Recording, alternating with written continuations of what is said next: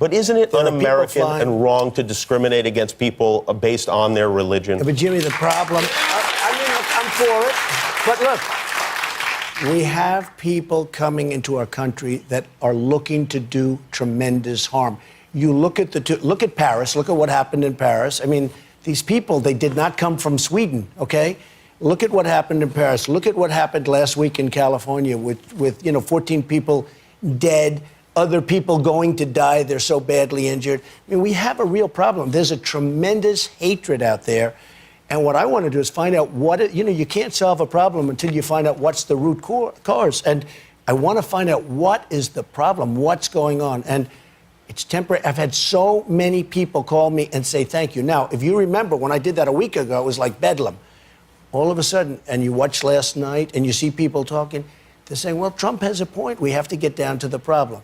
The people that are friends of mine that called, they said, Donald, you've done us a tremendous service because we do have a problem and we have to find out. Those may have been crank calls. Those may have been crank calls. One of the things I find fascinating about Donald Trump is the way he uses language differently than other candidates for political office, especially President of the United States.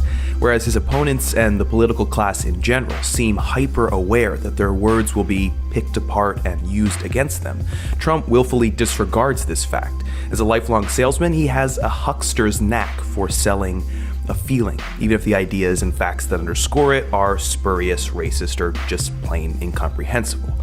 So I thought it would be illuminating to look at a Trump answer to a simple question.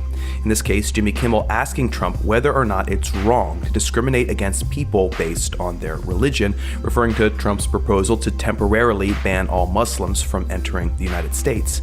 This 220-word, exactly 1-minute answer displays, I think, a range of the things that Trump uses all the time in his speech. The first thing to note is how simple this language is. Of the 220 words, 172, or 78%, are only one syllable, and often they come in a rhythmic series like a volley of jabs ending with one of his buzzwords. We have to get down to the problem. 39 words, or 17%, are 2 syllables long. Only 4 words have 3 syllables, 3 of which are the word tremendous, tremendous, tremendous. And just 2 words are 4 syllables long. California, which he's forced to use because it has less syllables than San Bernardino, and temporary, which he swallows. And it's temporary. I've had so many people. This breakdown fits with a study done by the Boston Globe that put all 2016 presidential candidates' announcement speeches through the Flesch-Kincaid readability test to determine their respective grade level rankings. Donald Trump's speech came out at a 4th grade reading level. Now, for reference, Ben Carson came out at 6th grade. Hillary Clinton and Jeb Bush were speaking at an 8th grade reading level. And Bernie Sanders was way up in high school, a sophomore to be exact. Now, this isn't only down to word or syllable choice. It's about sentence construction, too. Trump favors simple sentences like, we have a real problem. There's a tremendous hatred out there. Rarely does he use complex sentences or independent clauses. He also favors the second person a lot of the time, addressing listeners directly with commands. Look at Paris. Look at what happened in Paris. Look at what happened in Paris. Look at what happened last week in California. Or implicating us in what he's saying as if we've already agreed. And you watch last night and you see people talking. He's really good at this, at framing negative response as an overreaction that was subsequently realized as such. If you remember, when I did that a week ago, it was like bedlam. All of a sudden, and you watch last night and you see people talking, they're saying, well, Trump has a point. We have to get down to the problem. Maybe the most important technique Trump utilizes, and he does this more than anyone I've ever heard, is ending his sentences with strong, punchy words. A lot of times he'll rearrange the beginning of a sentence awkwardly so that he can end strong. For example, here, it would probably be more natural to say, you can't solve a problem until you find out what the root cause is. But he brings the is forward to end on root cause. He does the same here. And it looks like that's what he was about to do at the end before Kimmel cuts him off. These final words are crucial for Trump.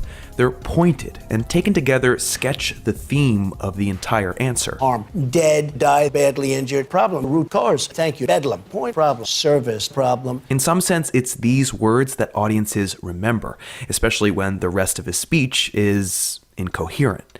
Like the best salesman, Trump keeps it simple. He repeats a lot. We have a real problem. What is the problem? We do have a problem. We have to get down to the problem. And he uses his favorite words over and over. Tremendous, tremendous, tremendous service. And he always seems to have friends who are part of the group that he's currently insulting, calling him up and thanking him for the privilege. Many of them called me and they said, you know, Donald, you're right. We have a problem. I mean, look, there is a problem. Donald Trump knows when to sound incredulous or forceful. He has good comedic instinct. You could even call him witty. But you can't call him smart or well-informed.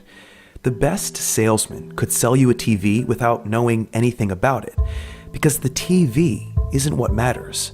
What matters is you. And if you are an American citizen who, for years, has listened to politicians sound sophisticated while accomplishing nothing, you might just be primed for something that is everything they are not. But the next time you feel like Donald Trump has a point, do yourself a favor and look at his words.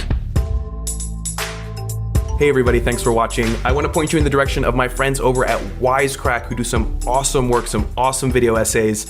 If you like my stuff, you're definitely gonna like what they do. They talk about books, movies, and my personal favorite is definitely 8-Bit Philosophy, which is like philosophy explained with Nintendo graphics.